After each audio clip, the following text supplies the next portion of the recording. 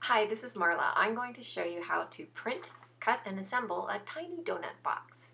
These boxes are available at my Etsy shop, which is Goodworks with an E, W-E-R-K-S, but you can also make your own if you're kind of clever. First thing you're going to do is print out your box. The next thing you will need is a straight edge and a scoring tool. I use a small standard screwdriver, and what you do is line up your ruler along the colored lines and run your scoring tool along. So you're pressing down, not as if to cut through it, but just to firmly make a crease.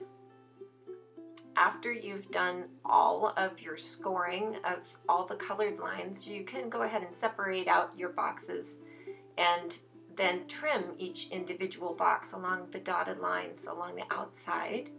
And I use an X-Acto knife, but you could also use a paper cutter for this. So you have 4 sides to cut. And then you will be ready to fold up all your scores that you did, so you get a sense of where your edges of your box are. So you're going to fold one way and then the other to get it all folded up. And then you'll be able to see your corners, and you're going to snip along the long side right up to the edge of the box, only on the long side. So cut on the scores up to the first fold of the box along the long sides. Now you can stick your corners down. I have a little mark that shows you where to put the adhesive. So do one corner at a time, and you just fold it under and flip it down, and you're done. And you go on to the next one. It's pretty easy and fast.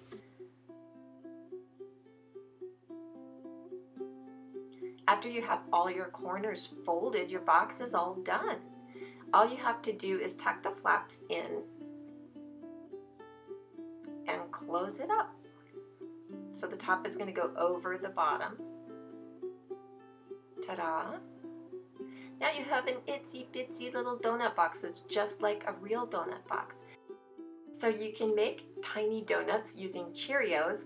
Super easy ones would be just to toss your Cheerios in some powdered sugar, or you can add some chocolate chip melted and some sprinkles to make them look really fancy.